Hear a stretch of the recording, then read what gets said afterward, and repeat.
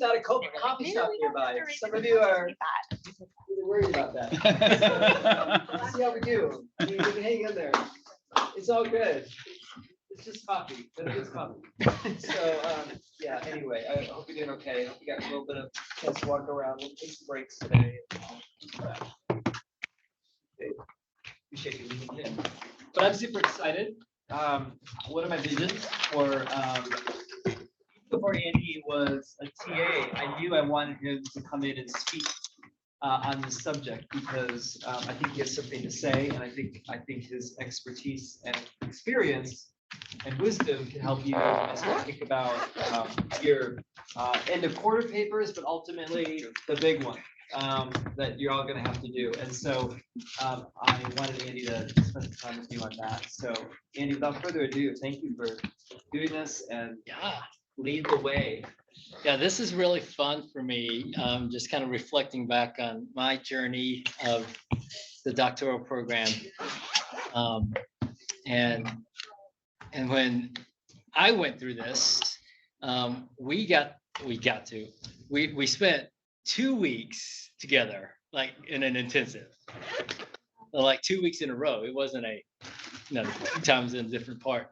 So, so my cohort really got to live life over the weekend together. So for the good and bad, we may have made a trip to Las Vegas. I don't know. Yeah. I never heard about that.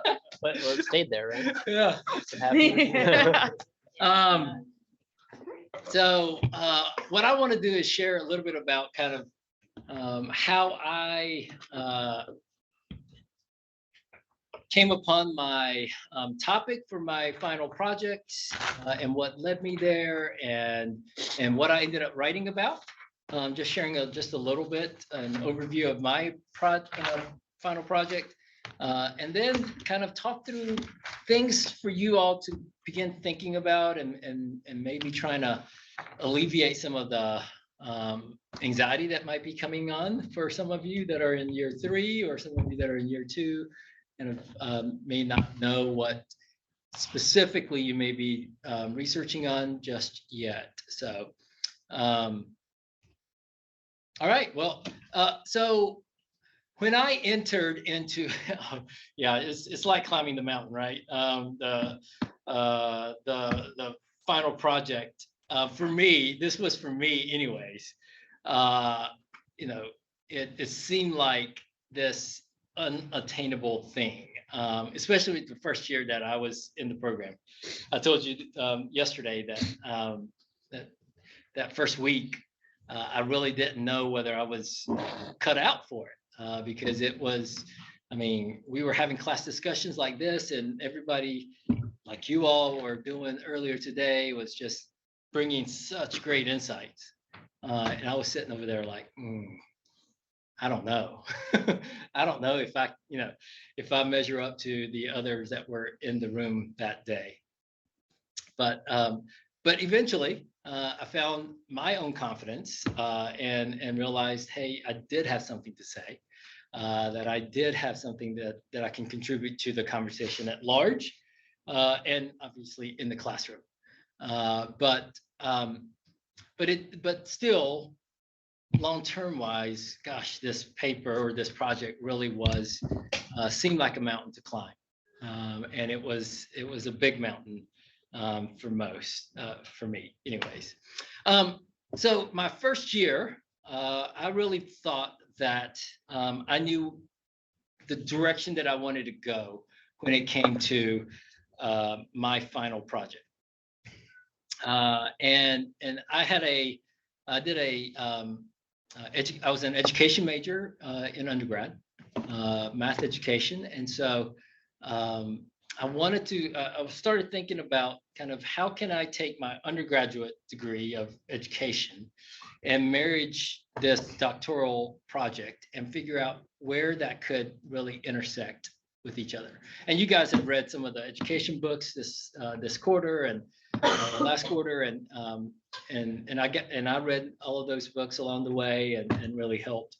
And so the first year I did my seminar project on, or seminar writing on education. I was in a setting at that time in a local church, kind of in a suburban middle to upper middle class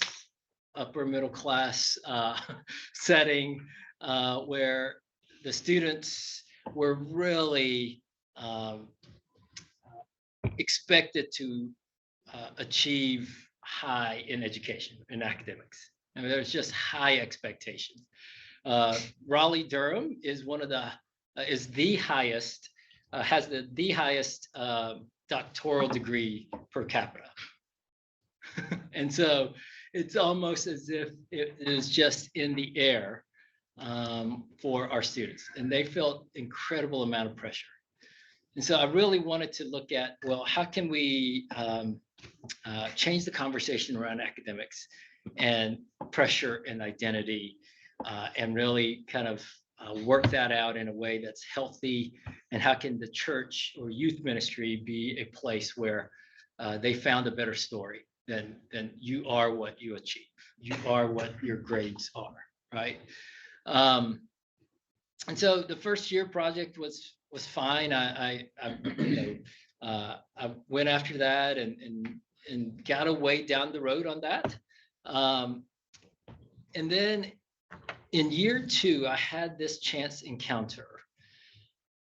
Bailey, not her real name, but Bailey was a former student of mine who had gone through our youth ministry at this church. And she was in college, but I knew that she really struggled in college. She got into the party scene pretty hard. And I also knew that she had dropped out after the 3rd semester that she was there. But she called me like maybe what should have been her 4th year or senior year in college. And she said, "Hey, can I come by the church and just have a conversation with you?" I said, "Yeah, absolutely. I mean, loved having students drop by and spend time." And so she did, and she came into my office, closed the door, and she started telling me about how she began to work at a rehab facility. So she wasn't in school, but she was working at a rehab facility as an intake person in the front desk. And as she spent more and more time there, she got to know the residents who were living at this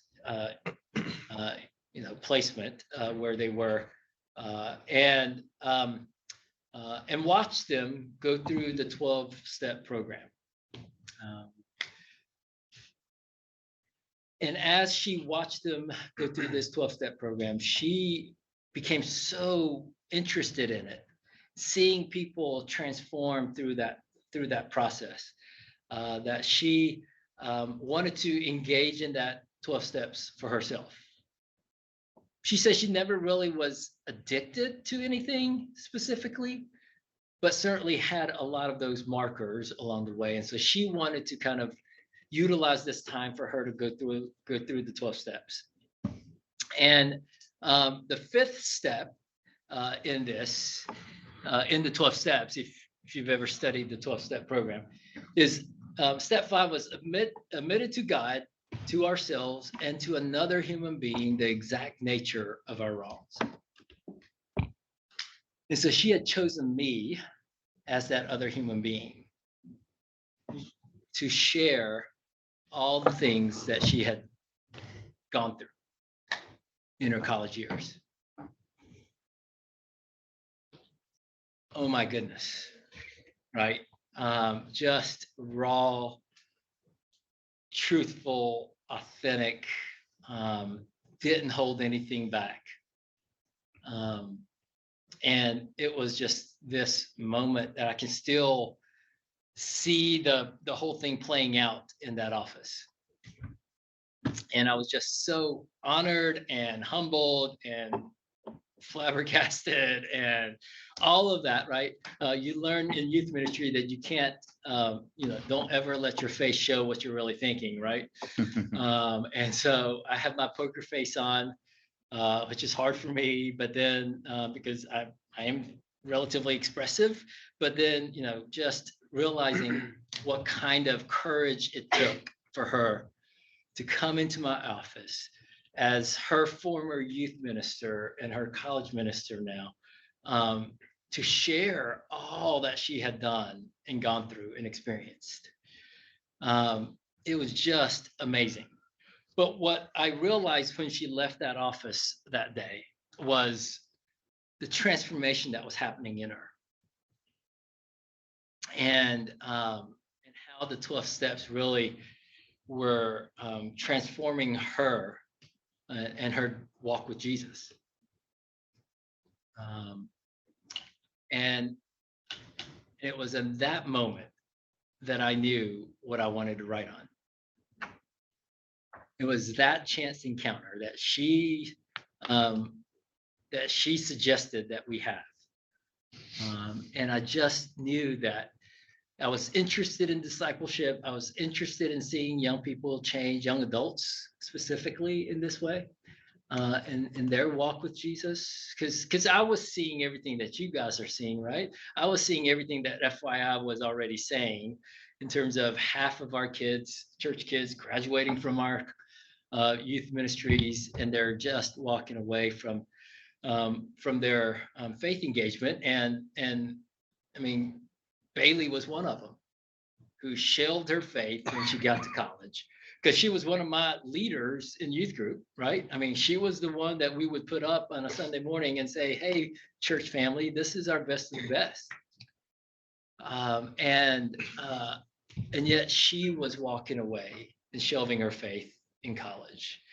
And so I wanted to study the 12-step program a whole lot more to see what was happening in that. So in that, it was this, I understood the faith formation of Bailey that was undeniable. I was seeing it right in front of me.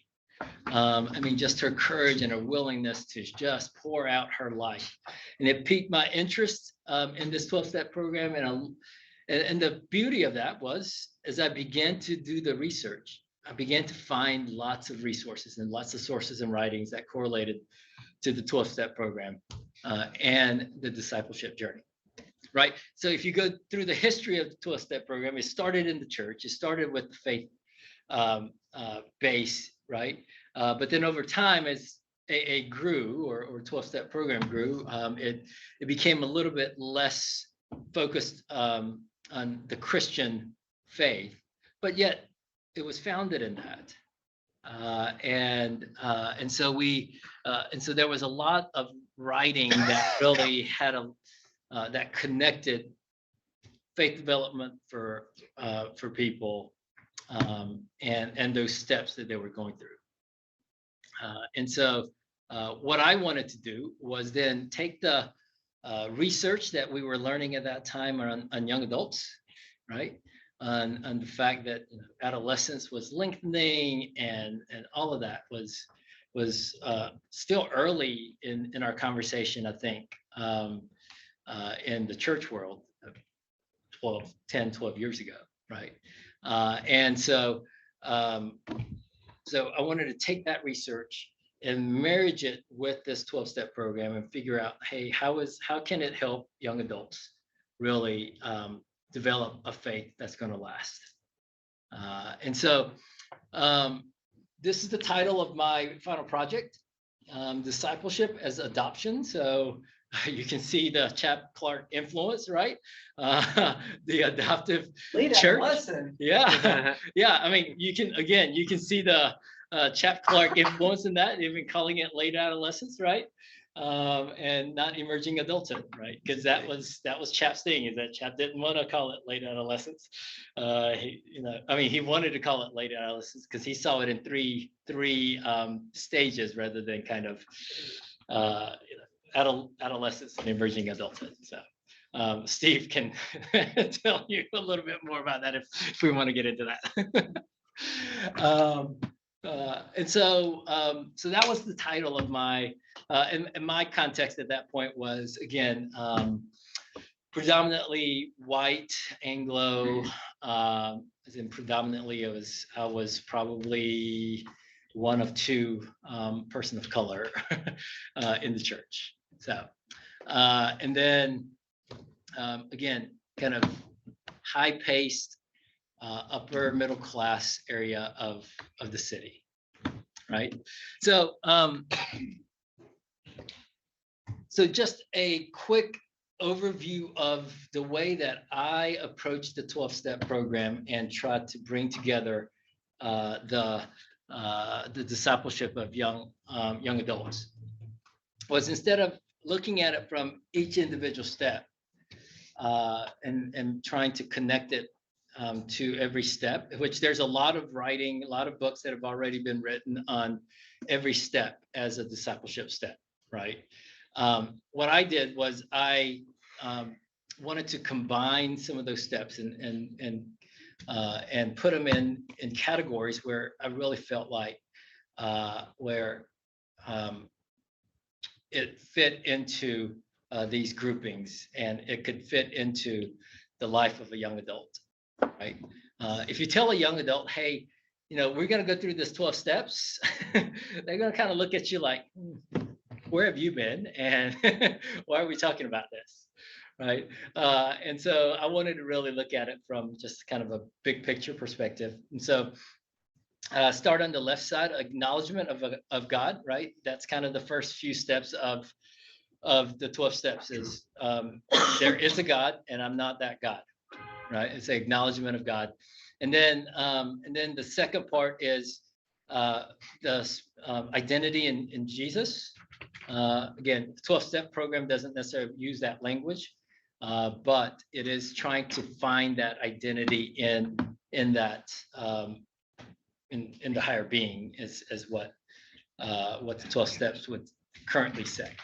And then also we knew that spiritual formation and ministry were important parts of doing faith, doing the 12-step program. So in the 12 steps, you have to do those steps. It was an active thing that you did. So spiritual disciplines was part of that. Ministry, like being part of a ministry of doing things in a community. And then of course the fourth part is participation in a healthy community, right? So like we were talking about earlier, do we look at faith development as individuals, or do we look at it as a community, which is an interesting way of doing, really kind of changing our perspective on that. And I, of course, we would all argue probably that faith isn't something that you can necessarily do well outside of a healthy community. At least I would argue that. Is that yes, you can have faith individually, but I don't know how vibrant and growing it would be without a healthy community around you. So I really looked at it from that perspective and wrote about how young adults living in the current context that they're living in, and of course, in 8-9 years since I finished writing that project, so much has changed, right? And so, gosh, if I went back and tweak this, I would probably change a lot in terms of at least the contextual thing. Maybe not this model per se, but at least what the additional research that I would add to it. And so that's the other thing I want to say is that, your writing is, I told you earlier today that it's not the last thing that you're going to write. It's probably going to outdate itself relatively soon in some ways. Like, this is fairly outdated. Like, if you go back and read my project, and you can find that in the library here at Fuller, and it's a nice coffee table thing at the house, because they do bind one for you to send you with as a copy, and so but it just sits on a coffee table. Nobody reads it, right? So yeah, if you want to do that, I encourage you to do that. I mean, it's in the library. It'll be a good kind of way to learn how to find things in the library, right? It's a good little exercise to do because every doctoral project is in the library. So before I go on, any questions? Like, what does this story bring up to you guys? Jesse? I'm surprised at the specific location, like faith development at Trinity Baptist Church in Riley. To me, that I would just think that that's too specific. But is that within the bounds of a dissertation or whatever it's called, just to like say sexuality and youth at Grace Church San Diego, like? Yeah, I mean, that's, Steve can add to this, but it was very encouraged that it is contextualized to where you are. Wow, okay. Yeah, because that's what you know best, right? And you can test it out right there. Like, part of my project was to create a curriculum. So I created a curriculum at the end that I added to the back end of the project. And I just, I said, young adults were not necessarily in my job description, but I just told Jeff, my pastor, I said, Jeff, I want to try this. Do you care if I pull together some young adults and we go? Yeah, he of course didn't care. And so, yeah, I mean, I got to try it. I got to see kind of what worked, what didn't, what created the hardest part of that was creating the trust within that group, right? To be able to share authentically like the 12-step program requires, right? To share in that raw honesty that it really requires for it to be successful. But yes, I mean, the quick answer is yes, that is encouraged highly.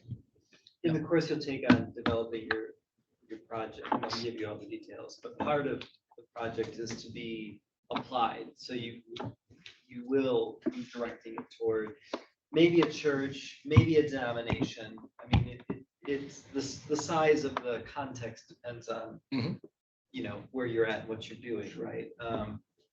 But it's driven toward a context, right? Yeah, cool. So I guess that's my question about the big project is the expectation that we put it into action and then reflect on it being put into action within the scope of the project, or is it something that theoretically we could implement and probably will implement, but we don't have to bring that part back into the final paper itself? I did not. So my project was finished and already turned in, and then I took it and applied it in my setting. So I can only speak from my experience. Again, that's 10 years ago. I think it's a proposal. I think what he's talking about with interviews is just like a test. He's just testing the waters. Okay. Like, Right. pulled a few people together. But It wasn't his implementation of the whole thing. Right. That's more of a proposal. That's sort of beyond the scope of the paper. Like, you don't have to propose it, prove it. Like, And then reflect on it. Yeah, you don't have to do that. So we're really maybe creating a resource grounded in research, theology, the Bible, and then it's like theoretically this should work. Right. Yeah. But we don't actually The hope would have be, to do it. the hope would be for you the to take project. it and do something with Yeah. it. And that could be further research, or that's your life's work or whatever. Yeah. But yeah, that's not the point of it. Okay, that's Yeah. helpful.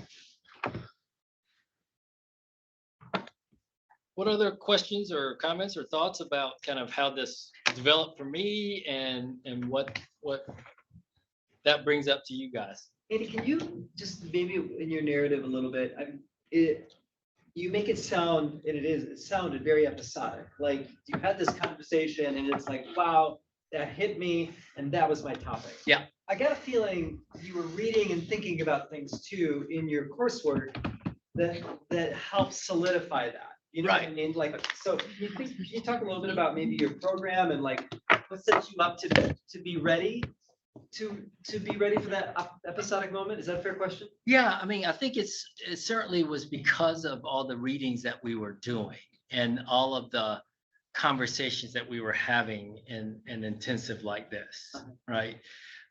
When you read the research and you read the different voices that are talking about, it brings to light, you can't stop thinking about it when you're engaging back at home, whatever your ministry context might be, right?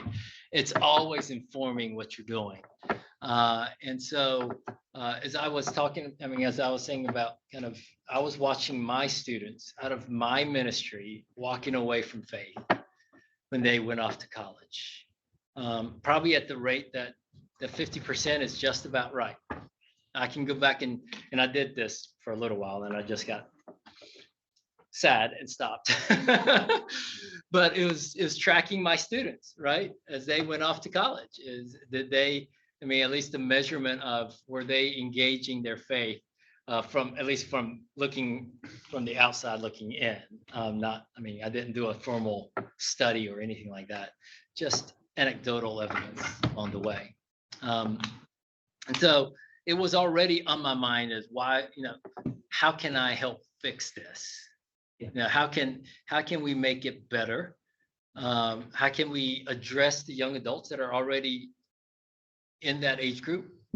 But then how can we then look at the youth ministry that's producing those young adults and work at it from that side also. So you can't just say work it from one side and forget about the young adults that are already young adults, right? You got to do both and so that was always in my mind as we were looking at this. And I was looking at, you know, I was looking at it from the perspective of how do we relieve the pressure for young people academically in my setting when they're in middle school and high school, so that it doesn't become such a mess when it gets to college. But when I had this moment, it was really, it was episodic in that the idea was that developed that day, but certainly all of the experiences leading up to that moment was informing why this was going to be important. And I mean, one of the questions that I always get asked when I talk about my project is, well, did you go through 12-step program yourself? And I mean, that's a fair question, right? Because most of the time, those that really are interested in the 12-step program have gone through it themselves, and it was a benefit. And for me, I didn't have any experiences where it led me to the 12 steps. I just learned about it from a third person and then dug deep in the research afterwards. So I have a question. Yes. So I read some of the handouts that you've shared with us, and it seems like there's really two kind of project options. So kind of like what you did, you created a curriculum and then wrote a kind of a paper that went along with it. Well, no, I wrote a paper and created a curriculum that went with it. So the curriculum was just kind of an appendix. Am I not correct that there are kind of two options? You can create something and then write about that, you know, the literature review and the things that support, you know, what you chose to do, or you can write a paper. Yes, I think it's you're encouraged to write a paper. But there are a few options. You're absolutely right. And I don't know all the details of that. But yeah, I think that's something that, you know, the course will help you to figure that out. But yeah, there's a couple of options that allow you to get at that. Yeah, great question. Well, so I'm going to switch gears a little bit, and we're going to talk a little bit about, you like my guy up there? I'm going to talk a little bit about kind of the things that helped me along the way. And maybe these are tips for you guys. I don't know. It may help you. I hope it will. So the first one is this is not your final writing. This is not your magnum opus. You know, this doesn't have to be the last thing that you create. So what, you know, the encouragement here is, hey, see it as an important part of your journey. It's a culmination of your doctorate of ministry journey, but this is not the culmination of your last, you know, all of your writing or all of your thinking, all of the ways in which you're going to contribute to youth ministry or young adult ministry. So let this be a project, right? An important project, but let it be a project. Don't put the kind of pressure on yourself where you're like, this has to be the best thing ever. This is going to be a book. And I'm just going to, that's not the kind of pressure that you need at this point in time. See it as a way for you to get to the finish line and to walk across that stage and to get a piece of paper at the end. I'm joking here, but because I mean, it's the experience. I mean, that piece of paper means something, but it only means something because of the experience that you go through, right? It's the learning journey, it's the education journey, right? So don't put that kind of pressure on yourself. Don't think you have to turn it into a book, because here's the thing: your academic writing is not a good book. Nobody wants to read a book. I mean, you don't want to publish a book that's primarily academic writing, right? And so Fee doesn't want to read that. She's already said so. If it's not good writing, she's just not. No, she don't want to read it. Don't be Andrew Root.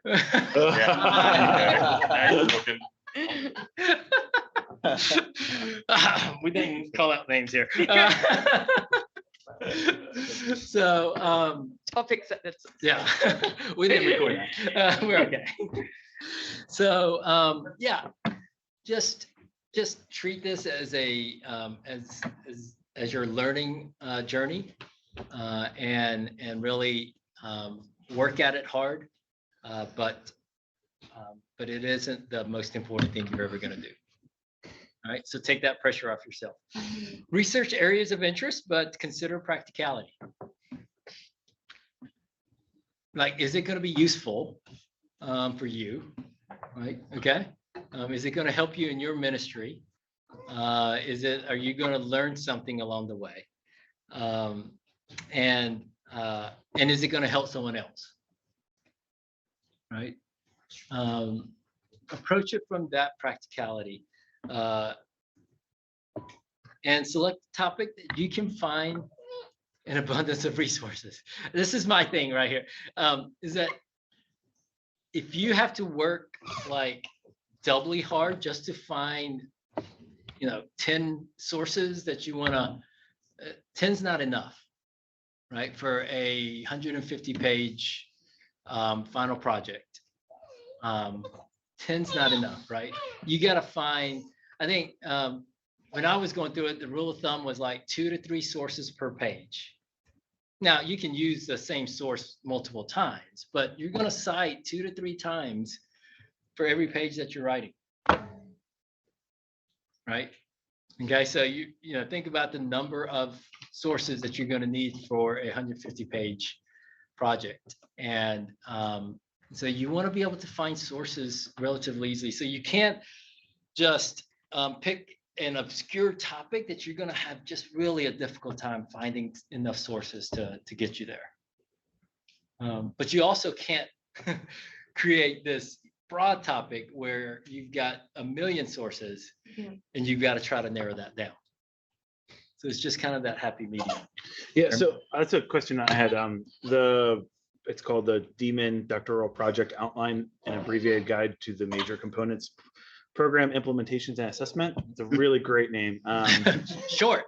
So for we can come up with an acronym. For the part 2, it says engage with at least 3 to 4 books under each theme, and the literature review chapter should have at least 7 to 10 resources critical to your topic. That doesn't seem like enough, especially with what you just said. Can you explain like you're saying like 2 sources per page or page? Per page. Yeah. I'm assuming that 3 to 4 books is not enough to get us 2 to 3 for 100. No, but you're going to be bringing in from multiple angles, right? I wasn't just looking at 12-step program sources, right? I was looking at, and I may have had 10 to 12 in that specific topic, but then I was also looking at adolescent development, and I was also looking at, young adult, emerging adulthood, and so I was bringing in sources from all those different directions to create, the bibliography. I forget how many, sources I ended up having in my final bibliography. Okay, and then so my project last year, I really struggled to find book sources. So Yep. I had a ton of journal article sources. Yeah, no, those are great Okay. sources. The way this made it sound is almost as though it like saw book sources as almost like more weighty than journal resources. Is that just like my own reading of it? Yeah, I think that's probably your own reading of it. Okay. I think Steve might say differently, but I don't think so. Subject that we do, that book sources are actually always the best. Okay, cool. Right. Yeah. Because they get outdated. Yeah. Yeah, I mean, anything for 2021 right now just feels like a different era, right? Yeah. We can't read books 2021, but I do think it's gonna be more journal, like peer reviewed journal articles. Cool. And then I think there are key sources of books that act as the anchors of the literature. Like, if you see like 10 articles that refer to the same book, you probably want to take a look at that book. Sure. You know what I mean? That's Yeah. part of the work.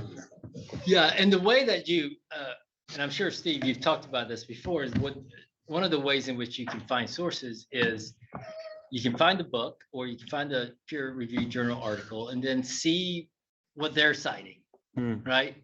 And so that leads you into that rabbit trail of finding other sources.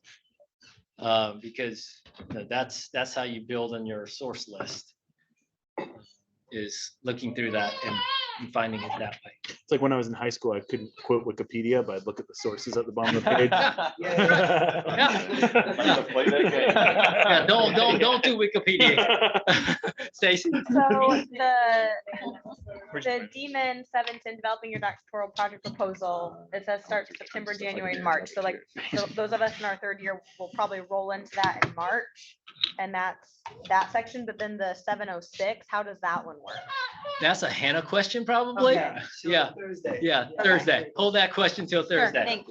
So, and then I'm gonna just finish with this final slide in just a second, but Jesse, did you have a question or? Yeah, my question, we talked about it a little bit last minute, but like, how do you find the balance between like, we're trying to find it like a unique kind of thing that we're bringing to the table, like in our discussion? What we're trying to push forward is like a unique idea, but at the same time, like data and resources to support that idea. And Yeah. how do you find the balance? If you're not finding enough sources, do you zoom out and so you get more sources? Does that question make sense?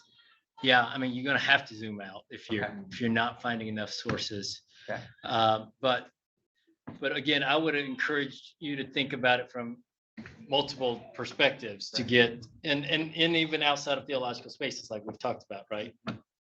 What can, science tell us, or what can, I even wrote a little bit about brain development in my project. So that one was a hard one to write, right? Those few pages that I ended up talking about, development of the brain and how it impacts judgment and all of that. So I knew nothing. So yeah. So one of the uniqueness, maybe, I don't know how unique it is, Steve, but at least it was relatively unique in my cohort class, was that I finished my project in 6 months. Come on. Yeah. Yeah. So Okay, That's like 6 times a normal paper. We write a normal paper in a month. It would take 6 months to write. So Write your final paper for this you in a can, month. if you're, I'll do it in 5. It takes 6 months to write a I will do your paper. pumpkin she pie. said, challenge accepted. Amazing. So I just knew myself, and I knew I just wanted to really push through and get it, finished as good as it can be, as quickly as it could be. And so here's what I did. And this is a Scott Cormode, phrase, maintain disciplined attention. But that's what I did, was I developed a rhythm. Right? I made a plan, developed a rhythm, set some goals. And here's what I did.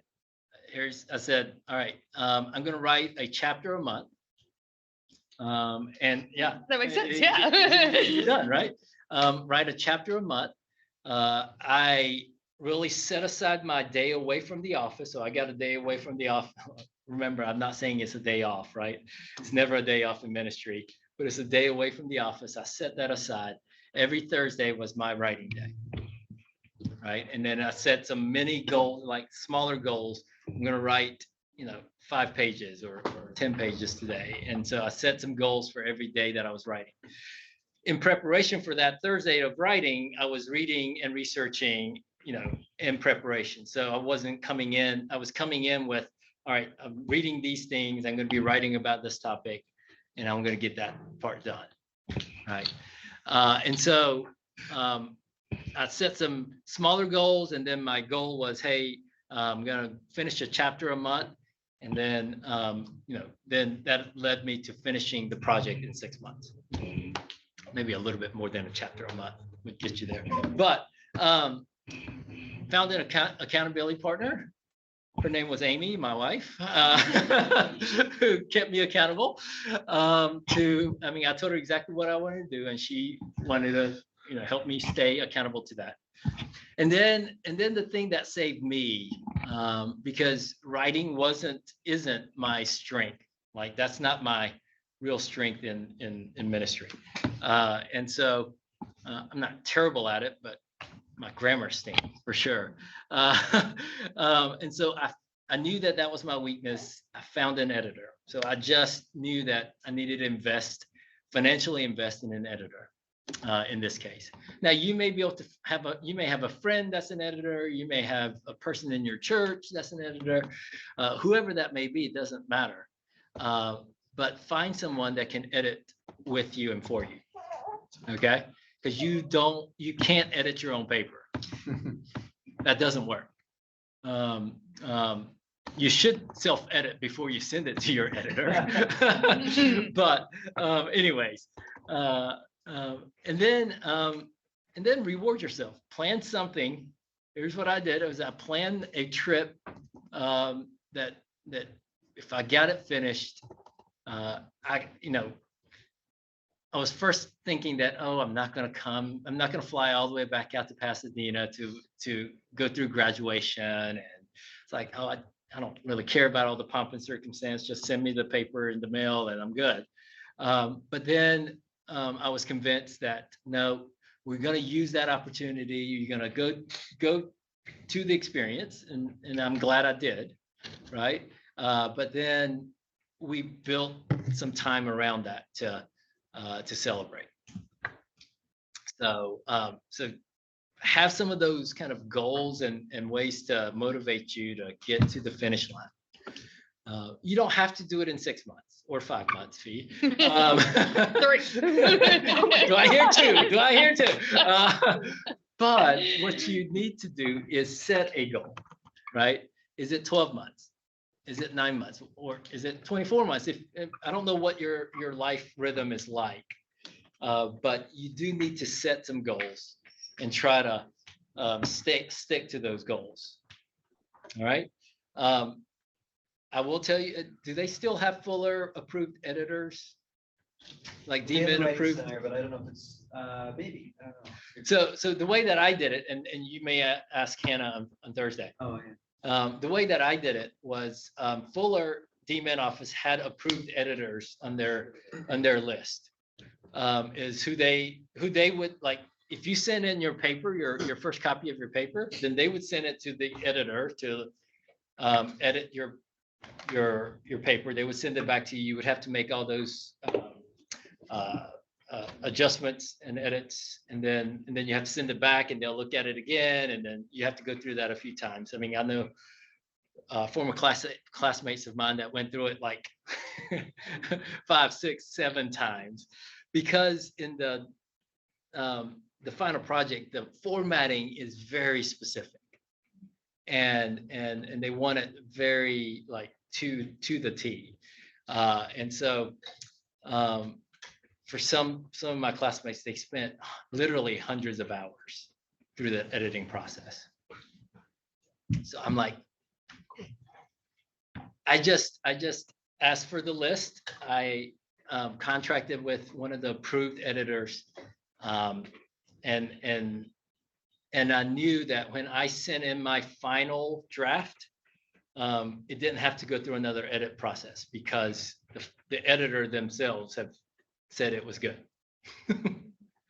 And so I skipped that, that headache through my paper writing.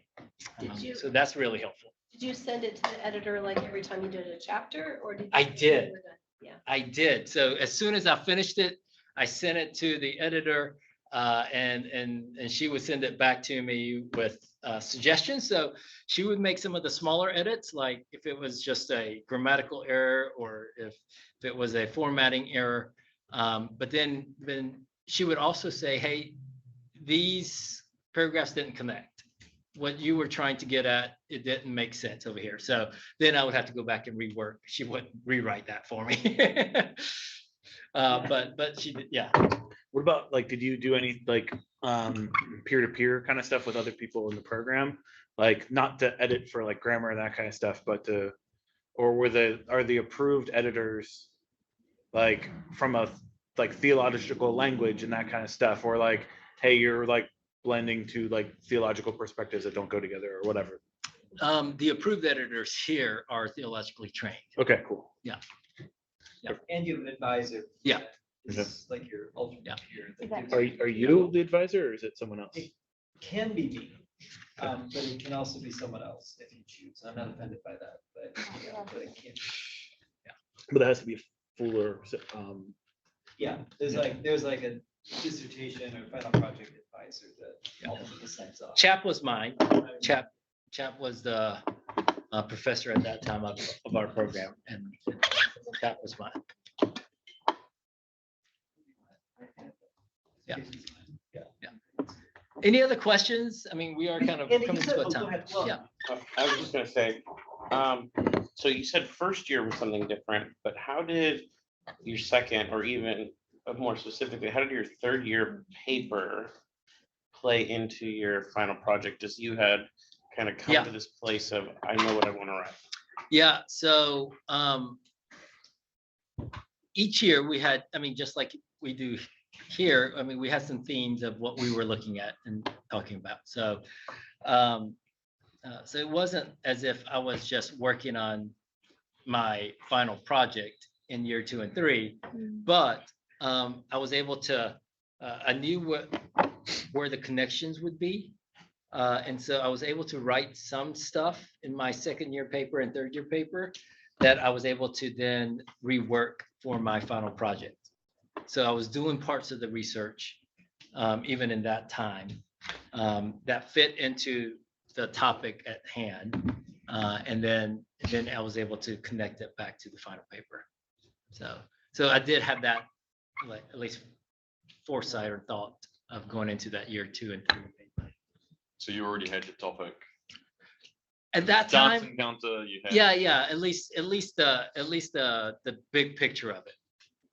So I haven't had my chance encounter yet, and I'm getting towards the end of this process, so. Oh, well. There's still time, Sam. There's still time, There's a Sam. long flight home. Pressure does for creativity. That's right. Yeah. That's right. But I think it's a good word. Your first, second, or third year, I think, Yeah. whatever writing you're doing, I think it's a way to narrow and expand the things you're interested in. And I think some of the work that you're going to do is going to count toward that. So Yeah. It's never wasted work, but we can't always predict what's going to evoke our imagination or Right. make the stars align. But try to write toward that as much as you can, because it certainly will help